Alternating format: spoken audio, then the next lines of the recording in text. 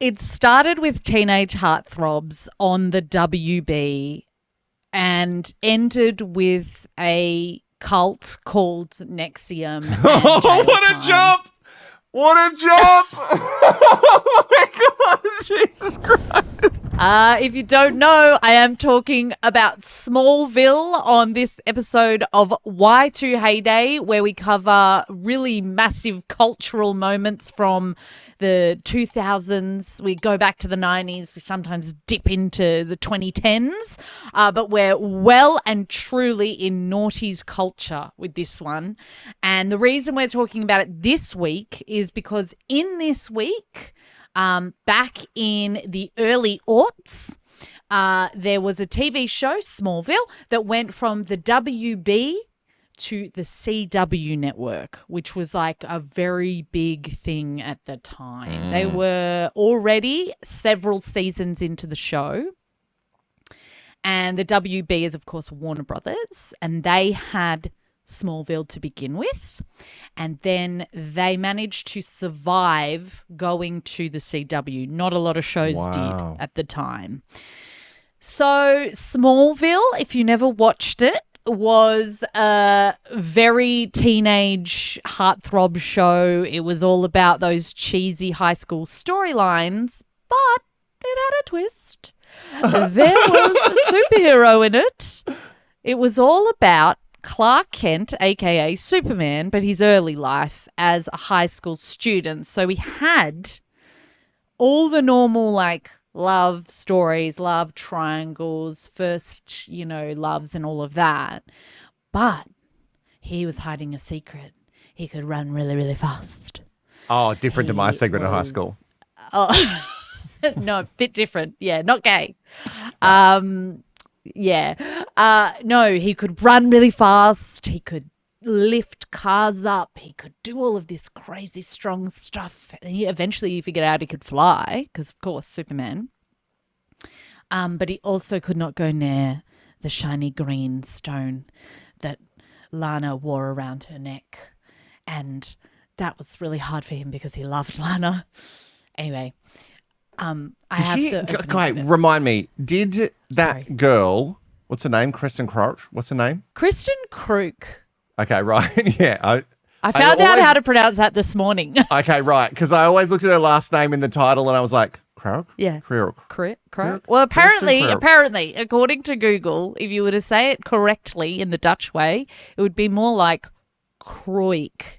Oh, except Kroik. It's been like Americanized, I guess, and she's been Kristen Crook. So in the show, she wore kryptonite? She was orphaned because her parents died in the meteor crash that hit Smallville. And she was orphaned because the meteor came down and just swept through. I watched this show and I don't remember this. Yeah, so they died. She was a little girl. This was like the flashback to where it all began. And Clark came out of that meteor because actually it was like a spaceship, right? Yeah. Like everyone just thought it was just a meteor. And her parents died. And then there was a necklace with the kryptonite that she had inherited from her mother. So she got this necklace as like a reminder of her mother, but her mother was dead. And she used to wear it. And then like Clark would get close to it and his hand, all the veins in his hand would turn green and like hurt him. And she gave it to him early on in the like first few episodes. And he had to keep it in a box because of course he wanted to keep it because she gave it to him as a gift, but it hurt him physically.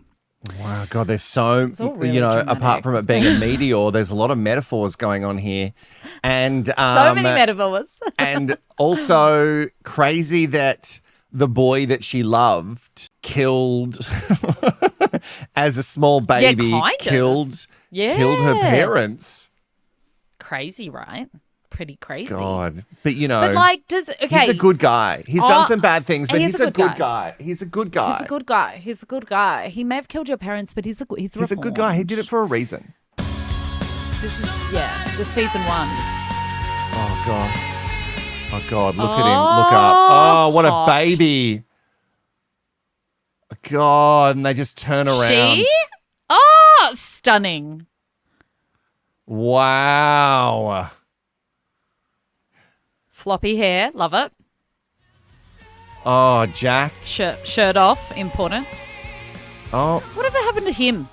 Sam Jones. I don't know. We know what happened to her. We know what happened to Alison Mack. Oh, and was Daddy Ken a little bit hot? A little bit, yeah. Yeah, there he is. John Schneider. Like, we wouldn't have thought so when we watched it. No, it'd be like but it's now someone's we dad. watch it and we're like, oh, Daddy Kent. I mean, you got to that jawline. That was so of the time. All the overlaying, like they did so much overlaying, and the of turn, everything. like the looking up and this. Ready? Yeah. Oh fuck, good stuff. So I watched the first few episodes just to really get in the vibe. Yeah, of course. You had to do it. It's research. I love that they've all got real teeth. I know I've said this before on this podcast. It's your favourite thing. Bring back real teeth. Like no turkey teeth here. The turkey teeth. I'm so over the turkey teeth trend. And watching these old shows, it was like, remember a few years ago we rewatched Twister? Oh God. And we were watching it at the Yep. same time. Yeah. And I messaged you and I was like, who's the girl? Is it Helen Hunt? It is Helen Hunt, yeah. No. It is Helen Hunt. It is Helen Hunt. I'm pretty And sure. the guy. Just double check. Bill Paxton, Helen Hunt. You're right. Bill Paxton. They're so good looking and they don't have turkey teeth. You guys, there's nothing wrong with your teeth. Yeah. Get them a bit whitened, sure. But Yeah. have your normal teeth. Like these, Yeah. these young people, they all had these just regular faces and like, I just loved it. Anyway, the graphics are so shit in this show. It's unbelievable. Like, I was shocked at how bad they were because, like, it was early 2000s, 2001 it started. It was like looking at someone had drawn in paint. You know, the old program on Windows computers and you could just colour in. Remember. Yep. Yeah, it was like, so there was a scene, I tried to find it on YouTube, I couldn't find it, but there was a scene where it, like, the meteor came down and flattened all the cornfields. Now it's on Netflix in Australia, I don't know if it's the same worldwide, but if you want to go, it's literally the first episode, you just have to go and watch it. It flattens the cornfields and then they do a downward shot of feet on this flattened cornfield. And it looks like someone has just used the fill button on paint and made it all green and then sort of like drawn lines, like as if the corn things were just flattened. It doesn't hold up at all. At all. So we obviously made a lot of fun out of Twister when the cow was flying through in the Twister in the sky, and we were like, wow, this does not look as real as we thought it did. Like, and the truck overturning and parts of it look really real because that was a practical effect. That was like they literally flipped a truck. Yes. And there was like parts that were really like they drove through a house. Some of it looked really real because it was real. And then there was some stuff that was terrible, including the original graphics of the word twisted that comes up and then they twist away. Oh. Which honestly, again, it looks like a bad Windows 98 screensaver. And I'm not going to compare Smallville to Matrix. But even when you watch Matrix now, you're like, oh, at the time, Bit shit. at the time blew our fucking mind that they were able to do that. Yeah. And now we look at things and we're like, oh, and you know what's really offensive? When people like, you know, my godson or whatever is like, you thought this was good? And you're like, how shut embarrassing. your mouth, 12-year-old. You know what I mean? Like, shut up. Yeah, they've just grown up with such different quality. Like 12, right? They've grown up on Blu-ray quality, which is insane to think about because Blu-ray quality for us was like pinnacle. I actually saw a side-by-side of the Smallville original and Smallville Blu-ray where they've like enhanced it all, and the difference is so funny. Like the crispiness of the lines. Oh, right, because we watched it so on televisions that were so we watched shit it on televisions, that it didn't matter. Also, you know, RIP to those times because we do everything in 4K. And that's when people talk about the lines on my face. Yeah. And you're like, if this you was can't back, get away with anything. if this was back in 2002, you could barely see my eyes. Yeah, it was all a nice soft filter. So the show went for 10 seasons, which is pretty crazy. I reckon I only got to about season 4 before I tapped out. I think I saw 2. I think I saw the first 2 seasons, and then that was enough. So I loved the show. Loved it. But I remember in Australia, it was hard to watch. Yeah. I think it was like put kind of late at night. Yep. Like I think they might have made it a 9:30 show at one point, like a 9:30 p.m. start. Earlier it was like an 8:30 and I would watch it, but 9:30 I wasn't allowed to stay up, so I didn't watch it. And then it was taken off regular. You had to have Foxtel. So then I never like finished it. So I actually I've seen bits and pieces of the later seasons, and it's completely different casting. Like eventually Lois Lane comes into it. He is working, I'm pretty sure, at the... Oh, really? We go that far? Yeah, Daily because Planet? They're in late high school. Yeah, the Daily Planet. I was going to say the Bugle, but what's that? That's Spider-Man. So I know stuff. You do. You have a husband. Season 1 was... I have a husband.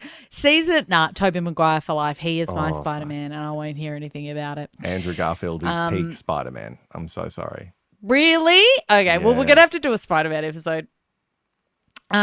Season 1, huge, one of WB's highest rating shows ever. Season 2 to 3 still really strong and was one of the flagship dramas on the WB. And then season 4 to 5, it declined a bit, and then it changed over to CW and it kept declining. But again, of the time, this show was huge for DVD sales. Yes. And I can vouch for that because I definitely bought the DVDs. Again, I wasn't able to watch it, so it was like when it came out to the shops, it was like, cool, I'm going to buy it on DVD. And then we could binge. That's when we started binging. Yeah. We could binge things on DVD. Yes. Huge show, massive for Tom Welling, who played Clark Kent. Apparently in the early seasons, he was on around 30 to 50,000 per episode. And this is a classic TV show where you get a good 20 to 24 episode runs for the season. Good. And then by the end, the final couple of seasons, he was apparently getting up to $200,000 per episode. Fuck. But I found a clip of him talking about these early episodes, and he barely even remembers it.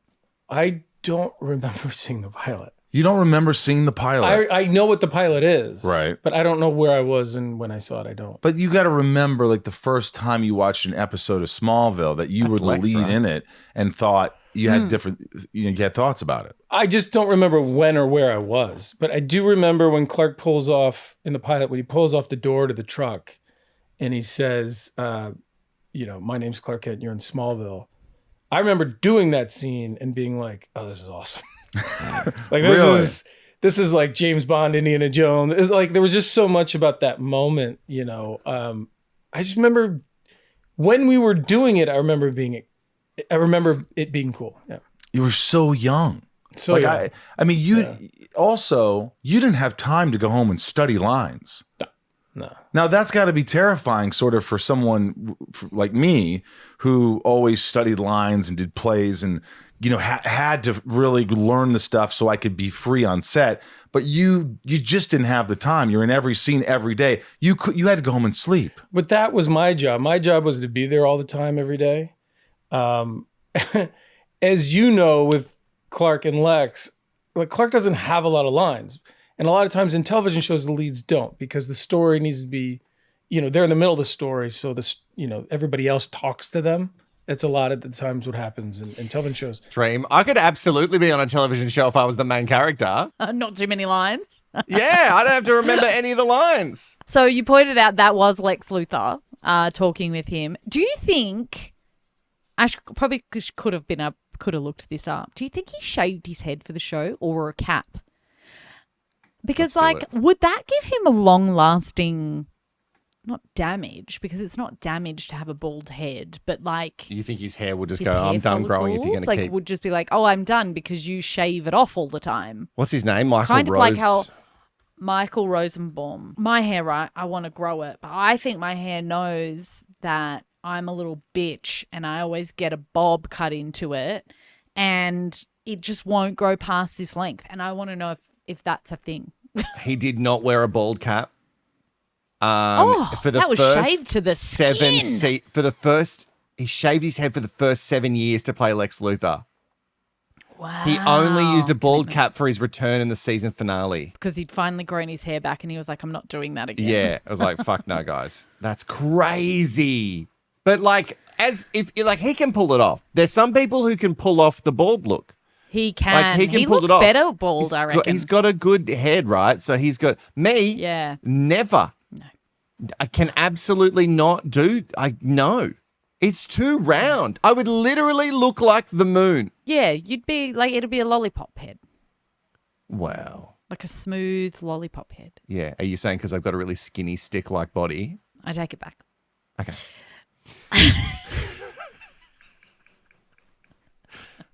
I'll take it. We got to be honest on this show. Yeah, of course. So that was Lex Luthor. And clearly Lex and Clark, who become friends in early episodes of Smallville, because he saves Lex's life, they're still friends off the show and have remained friends. And they do a podcast because, of course, they do, because that's what people of this ilk do now. Yeah. And they We've all do got a one. podcast called Talkville. All of them have, like, the main cast, like Tom Welling, he did a bit of acting, but he kind of was semi-retired. Like, Yeah, I mean, he made something like $20 million, but Did he? so, like, why would you want to work again? But he sort of stepped back from the Hollywood life. He lives on a horse ranch with his family. And Right. he He does did the that movie in Talkville 2005 podcast. called The Fog. Do you remember The Fog? Horrendous. No, I don't remember The Horrendous Fog. movie. Oh, bad. The thing is, like, he's not the strongest actor, right? But you didn't have to be for a show like that. It was Well, he about didn't talk. the He look. said it himself. He didn't even Yeah, talk. it's about the look and the feel of it, and you're trying to get the younger teen audience, so they're not really looking for your acting skills. When they cast people to play Superman, whatever your vision of Superman is, it has to align with kind of all of us collectively. And Yeah. he looks like Superman. Like He looks like Superman. Like Superman. He looked exactly what I thought Yeah. Superman would look like in high school. Absolutely. Michael Rosenbaum actually went on to do Guardians of the Galaxy Volume 2, so he had a pretty big acting gig there, and he does heaps of voice acting for DC characters. He does Talkville as well, but he has another podcast that he he's got a does very popular called one, yeah. Inside of You, which is really big. Kristen Crook, she has acted pretty consistently, but like nothing ever took off as much as Smallville. But she was in Beauty and the Beast. She Oh was in God, that Burden of Beauty and the Truth. Beast with Jay. She was in with a guy who I had the hots for ages called Jay Ryan. He's a Kiwi. Yeah. He did a lot of Aussie acting, and Yeah. he's super handsome. And he played the Beast in Beauty and the Beast. And I literally watched that show, and I'm sorry, I love that show, but it is fucking Yeah. awful. It had like 5 seasons Yeah. or something, and the whole Yeah, I thing was didn't realize terrible. it went for that long. And yet I watched all of them. I watched all of them because I just thought he was so pretty. And she's very pretty, and you kind of really wanted them to get Yeah. together. But God, the Yeah. premises for shows that we had for some time, terrible. She's in something recently, but I think it just got cancelled. I can't remember what it was called. She also was friends with Alison Mack. Oh, Alison Mack played Chloe Sullivan, and Chloe Sullivan was Clark Kent's bestie in the show for a while there. And this is really where Smallville still gets talked about because Alison Mack, friends with Kristen Crook, joined Kristen when she went to what was being marketed as a self-help / leadership program called NXIVM. Kristen was going, Alison went along with her, and Kristen, she dabbled but left NXIVM like pretty early on in her time there. So she left around 2012, which is before any criminal activity became widely exposed. And Kristen has always said that she was not involved in the DOS and she did not recruit anyone into abusive practices. She was purely there because of self-help and development. Now, if you've not heard of NXIVM, fucking look it up. Look it up. Fucking go and watch look it. it up. The Vow is one of the best documentary. Go and watch it. It's wild. And Alison Mack was deep in it. So NXIVM was founded by Keith Raniere. Keith Raniere. It was Raniere, sorry. Yep. Its public front was personal development course, but in reality, it was described by the police and the prosecutors and everyone who untangled its web as a cult-like organization involved in coercion, abuse, and sex trafficking. Now, here's the weirdest part with this cult, right? It's that the start of it was very basic self-help, right? It was like retraining your brain to function better in a lot of different scenarios, specifically with your personal life and with your career.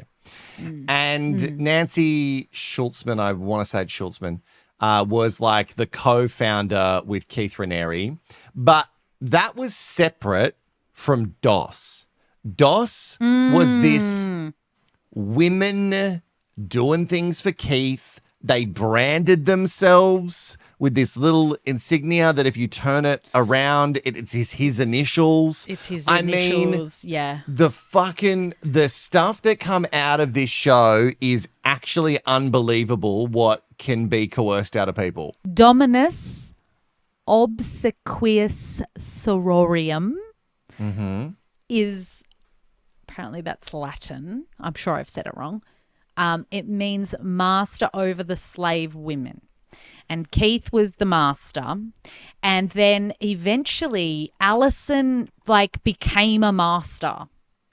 So she worked her way up so far and was so in deep with Keith that she ended up being someone who recruited women into NXIVM and then into DOS. She acted as a master over other women.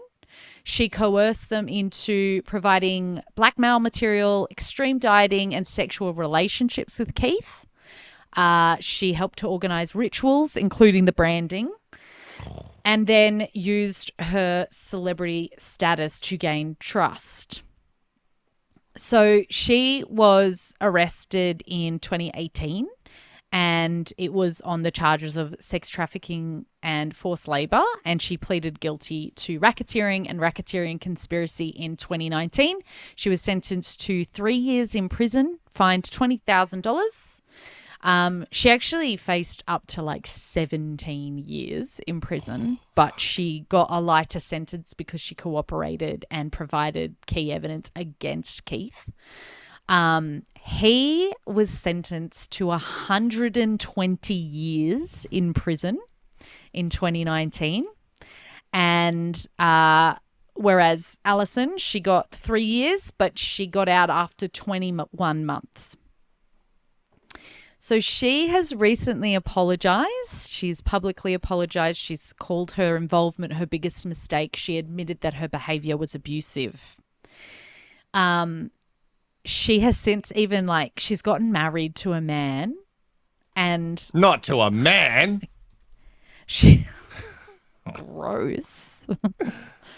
She's gotten married to a man and sorry. Oh my God. So you go on her wiki page and it's got spouses Nikki Klein 2017 to divorce 2020 something. This Nikki was a member of NXIVM and they were in this marriage together. So clearly that was a bad relationship. You hover over the name of the person that she's married to now, Frank.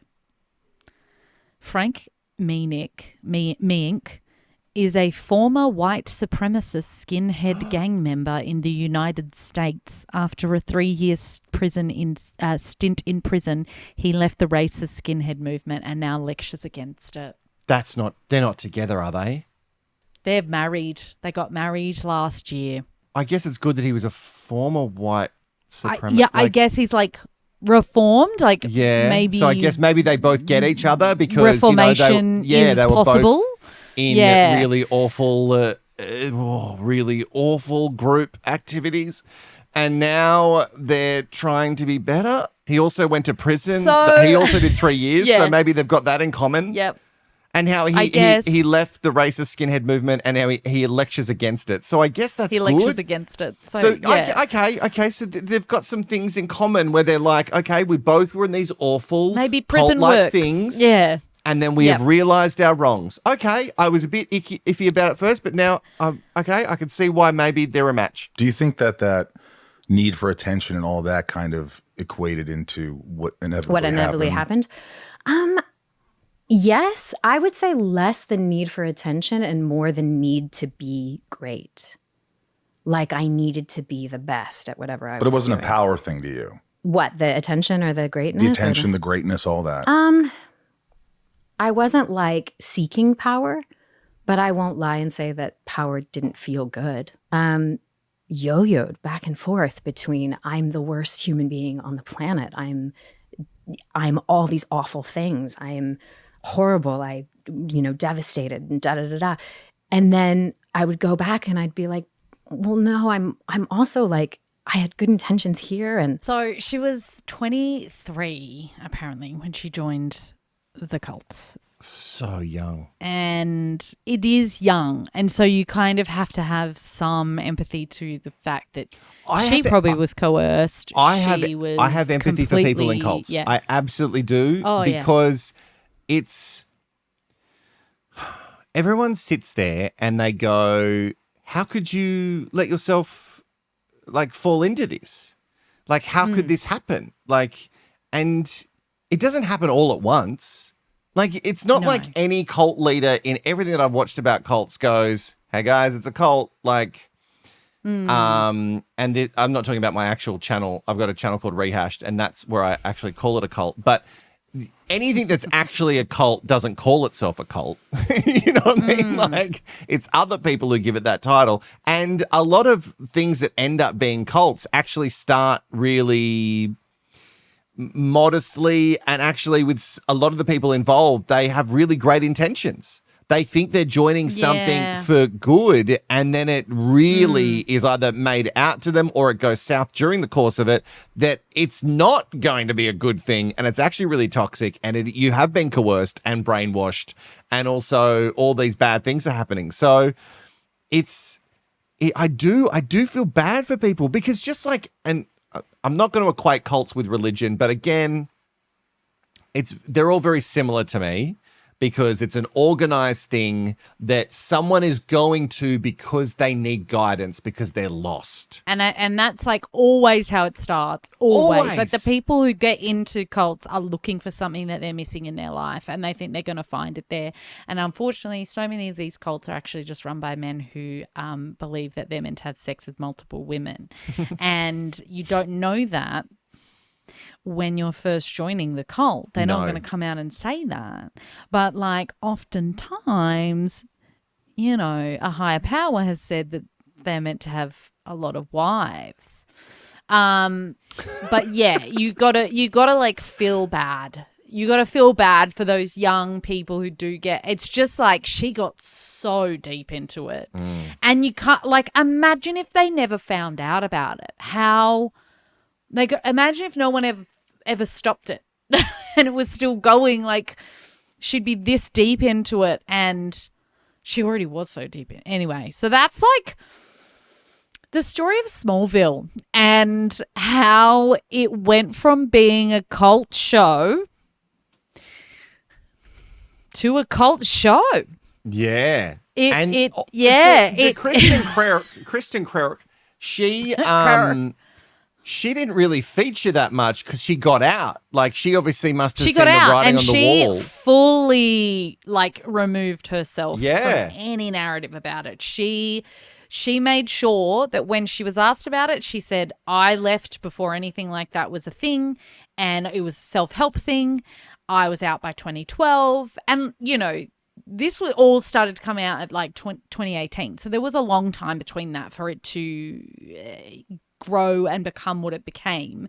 And there may have been some of that shit happening behind closed doors that she just wasn't privy to and didn't see. But yeah, she has fully separated herself from all of that. And she's been really lucky that people haven't, I don't know, it hasn't stopped her from working and stuff, because she's maintained a pretty good career following the news of it. Why it could have lent itself to her having no career. Oh, absolutely. Because I don't see Alison Mack working again. Like, she's doing Mike Rosenbaum's podcast because he's an old friend, and he look, this is a horrible thing to say, but he sees the views, because who's not going to watch that episode, sort of thing. But at the end of the day, like, I don't think she's getting acting gigs anymore. I can't, when you go to prison. But again, Martha Stewart went to prison, not for like, you know. Yeah, but like not for like abuse of sex women, trafficking women. Yeah. But you know, Donald Trump's the president, so. And look, it just goes to show that you can commit crimes and you can come back.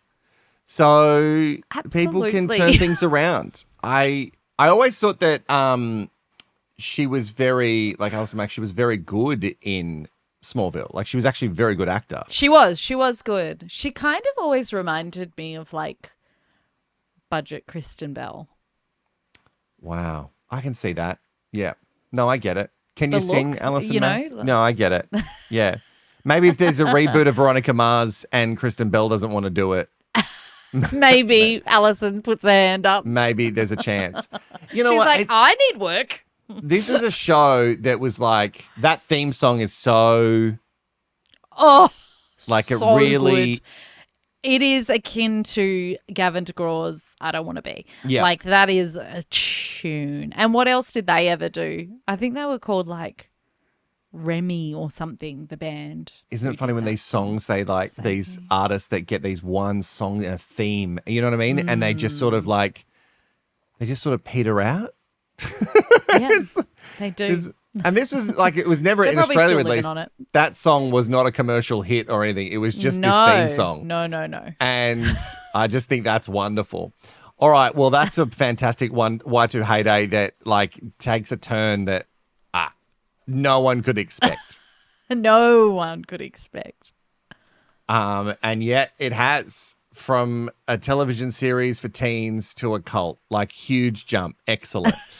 Huge jump. As always, Wackadoo, if you've made it this far, let us know in the comments. And we want to know those more moments for Y2 Heyday that you're like, because we've got a huge list and Courts keeps adding to the list, and you can too. All these things where you're like, Wilko Courts, this is a moment. How have you not done it yet? Let us know in the comments below. And there's plenty more Y2 Heyday in front of you right now.